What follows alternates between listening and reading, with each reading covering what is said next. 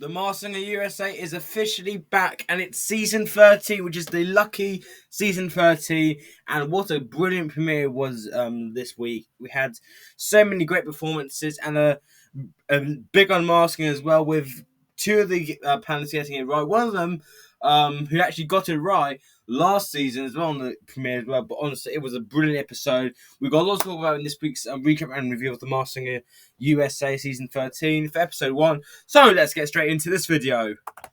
So guys, season 13 of the Masked Singer is officially here after a few months of waiting, and I'm honestly so happy that it's officially back. You know, it's been a little over a month roughly since the other season ended, but we're here now, and we're gonna have a great season. And so yeah, so that's what I have to say. And also a big week as well, because tomorrow, at the time I'm recording this video, it's the Masked Singer UK final, which is crazy to think we're almost at the end of the final on the Masked Singer UK. It's been a crazy journey for the UK, and three finalists are left. We've got Pufferfish, Dress Grab, and Wolf. I don't honestly. Either of those three are going to win it tomorrow night, and I honestly have no clue who is going to win, because at the end of the day, I think all three finalists deserve to win as well.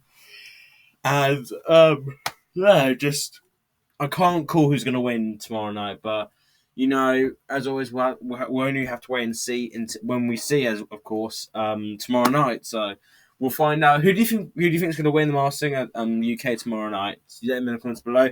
And also, tomorrow will be the 1 week before Britain's Got Talent's big return, which is only in 8 days from now. I'm so excited for BGT's return. And I've got some big news regarding to that as well, which I'll put on my community tab tomorrow. But I'm actually going to be doing my Britain's Got Talent recap and reviews each week. So how that's going to work is, so I'll watch the episode live on TV, then I'll do my ranking kind of thing, and then I will basically put that out, and then tomorrow I'll record my video for recapping the episode each week, and giving my honest thoughts on each performance audition, basically. And yeah, we'll go from there. And also, I'm thinking of doing an Instagram live stream with Bonkers, aka Masked Central. I've been taking a little bit of a break for live stream for a little bit, just because I need to focus on myself a little bit more. But hopefully, I get back into it maybe next week, or at least in the next couple of weeks, when I'm feeling all happy-go-lucky inside. But yeah, that's that. So back to the premiere recap. So we had Robin Thicke, Rita Ora, and last season's runner-up Mario opening up the show with "Get Lucky" by Daft Punk, which is a very fitting song, especially with the theme. And it was a very awesome start to this season. And it's also great to see Mario make a big return on the stage. He is super talented, and I'm very happy he's back on the show as a guest. You know, I mean, last season's final was so strong, where honestly, either him or but Boyce Men would have been worthy winners. So it was tough. It was a very tough final as well last season. So I'm kind of hoping we get the same thing for this season, and I'm kind of glad we won't get any delays this season, because normally in the autumn they have the baseball one, so that kind of, which interferes with the show sometimes. But it's the spring, so we don't have to worry about it whatsoever, which I'm very happy about, that we won't get any interferences whatsoever.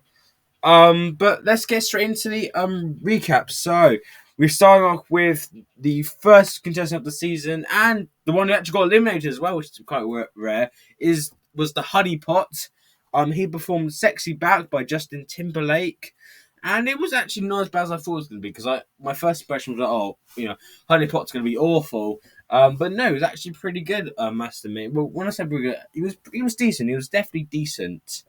But yeah, but it made sense he was going home. This for the first episode.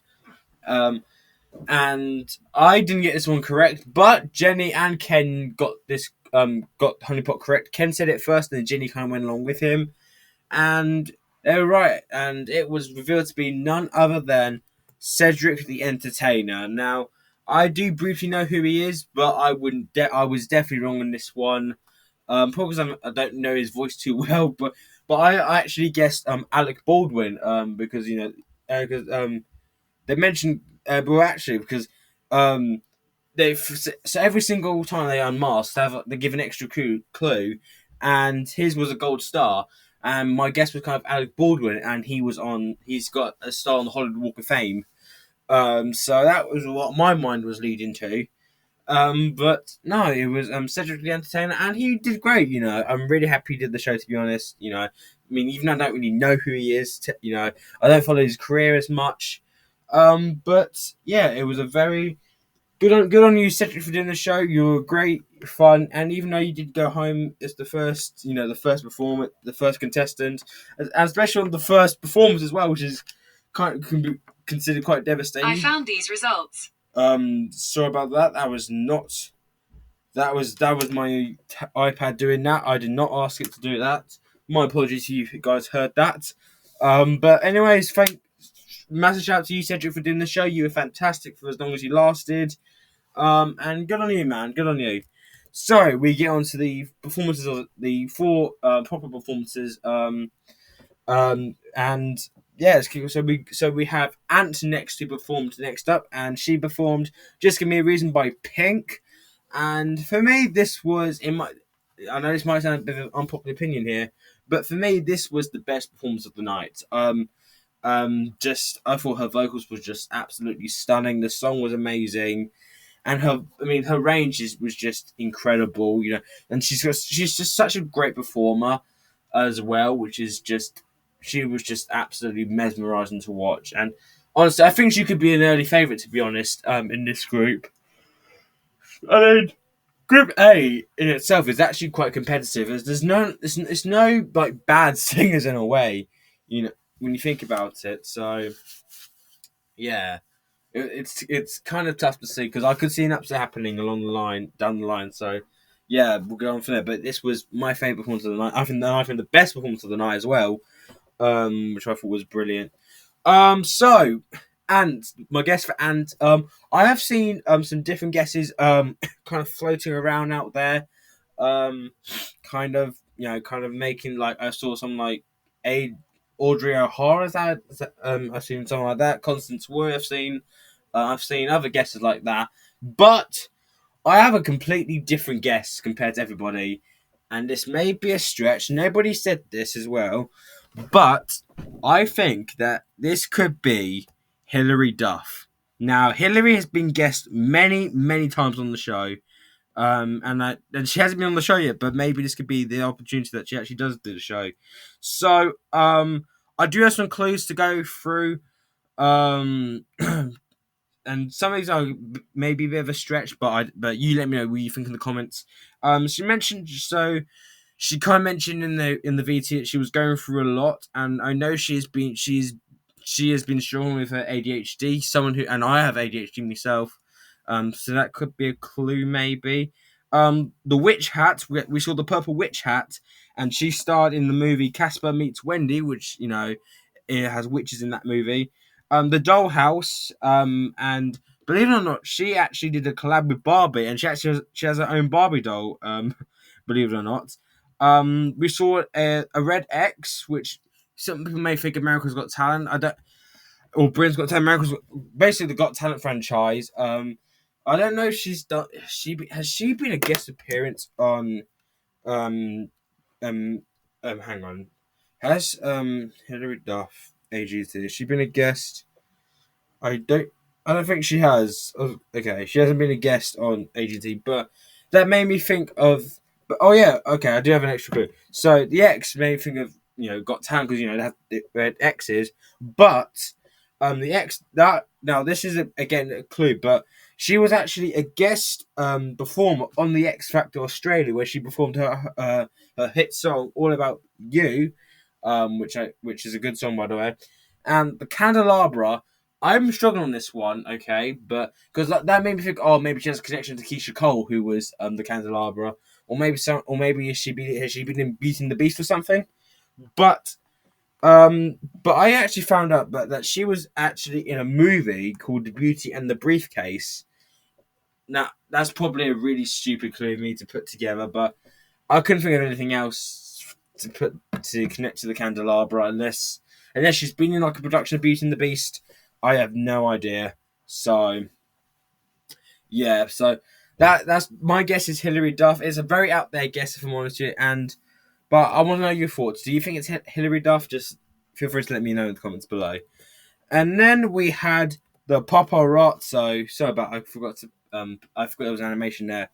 And he performed "The Door" by Teddy Swims. It's so great we're getting some Teddy Swims on the show now, some songs by him, and I thought he killed this performance. And honestly, his vocals were fantastic. The way he commanded the stage as well, the vocals were great, and the note he hit at the end, I was like, goodness gracious, like honestly.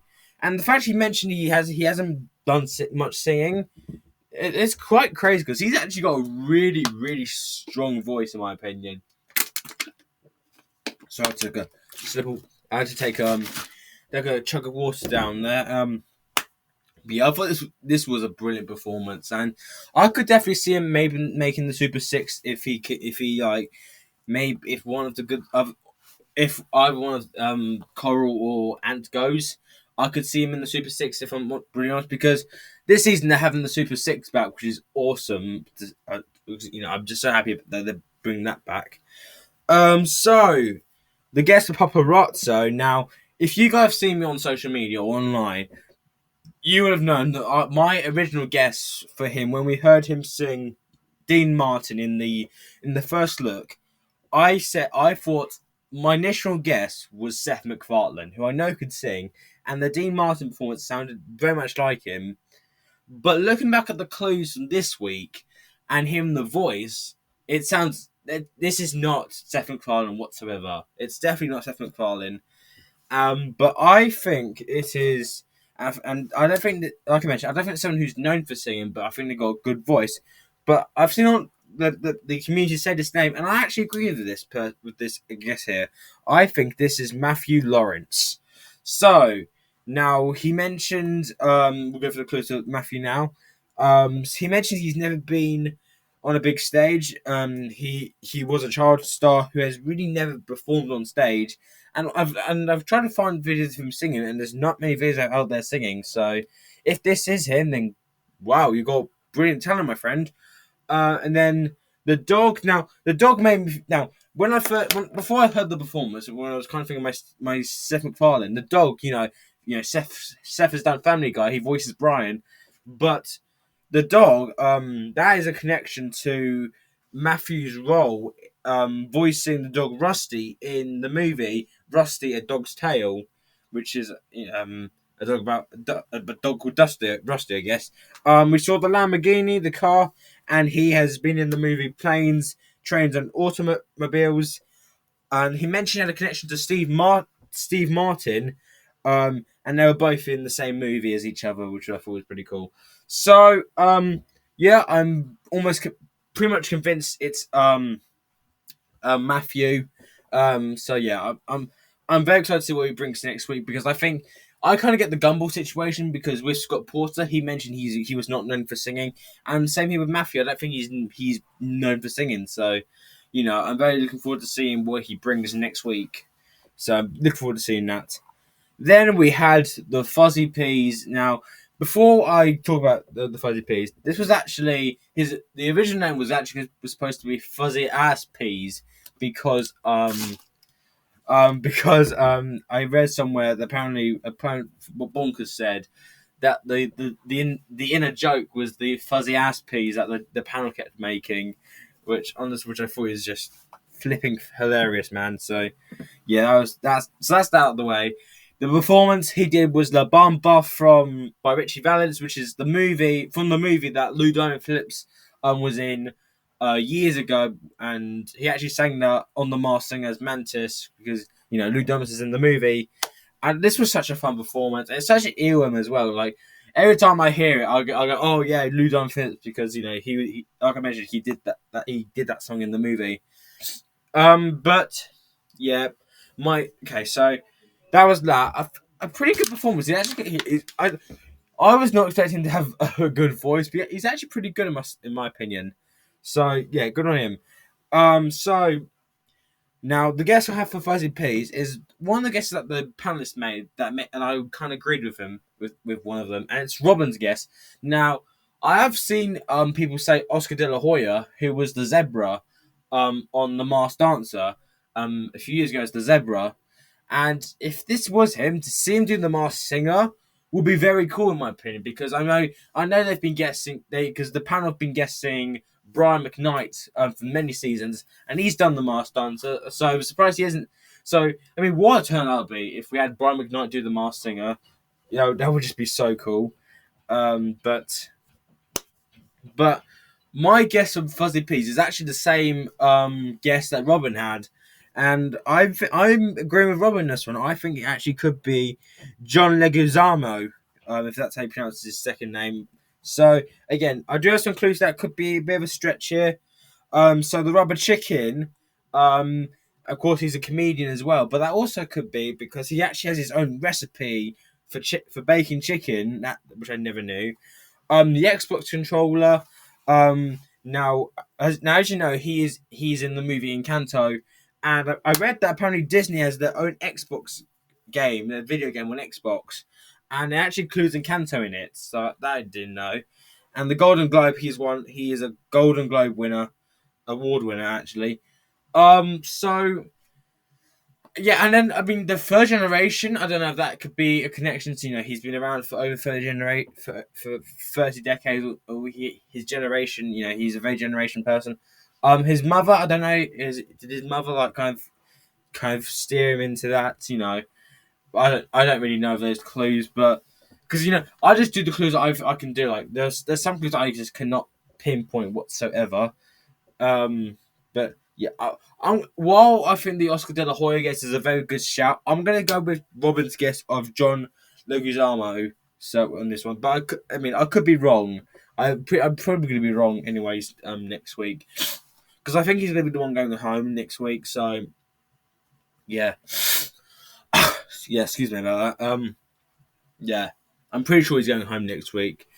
So yeah, if it is him, then So yeah, my final guest is John, and let's continue on with the final performance of the night, which was Coral, and she performed "Tears," "Mad World" by Tears for Fears, and it wasn't actually the Tears for Fears version. She actually performed the Gary Jules version, which is the similar version that the Eddie Perfect did on the Masked Singer Australia's Thrill Neck.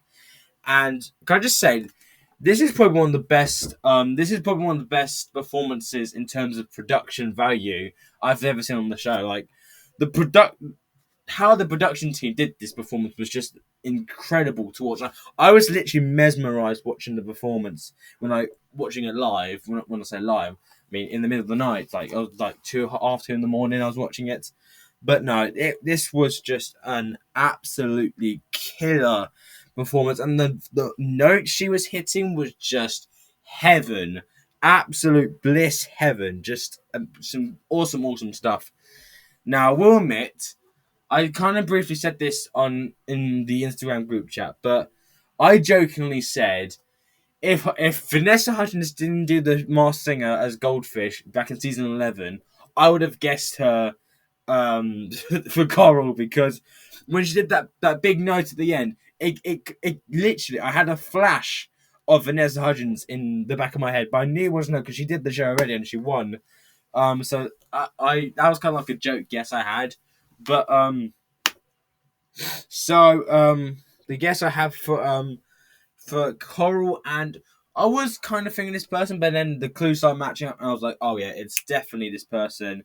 I am 100% convinced it is the brilliant actress that stars in Disney's Zombies, Meg Donnelly.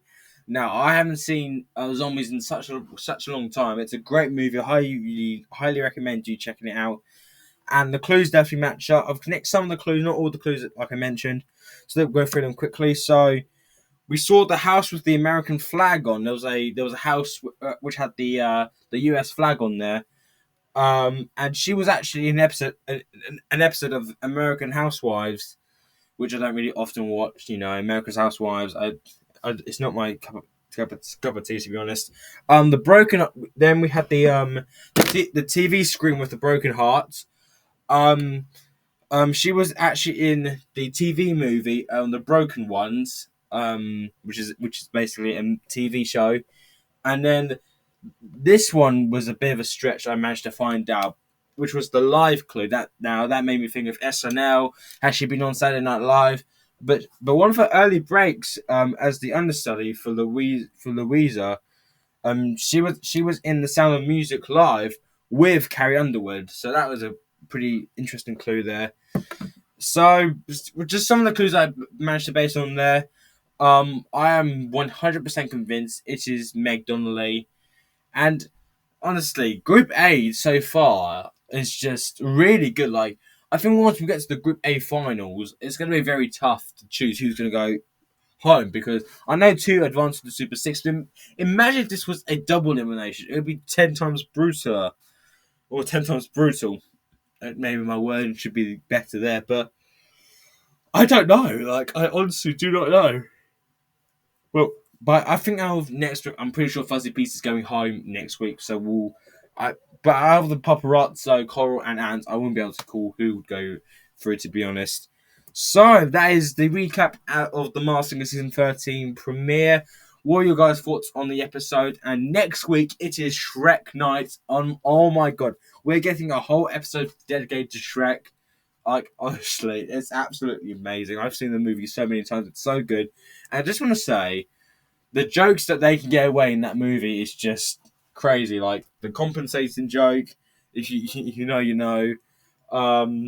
So there's so many other jokes that I just can't believe they got away with. I think what's the other one? I can't think of it in the top of my head, but there's so many jokes that they can get away with. It's just absolutely crazy. Like, honestly, I mean, Mike Myers just did that role. Honestly, it's just amazing. Anyway, so like I mentioned, it's Shrek Night tomorrow, next week. So honestly, and I think Fuzzy Peas is definitely the one going home next week, because I think he's got a decent voice. It's not the strongest out of the other singers, in my opinion. So that's it for this video. I hope you guys enjoyed it. If you liked it, please like and subscribe with post notifications turned on. I would really appreciate that. But again, thank you so much for watching this video, and I'll see you guys next time.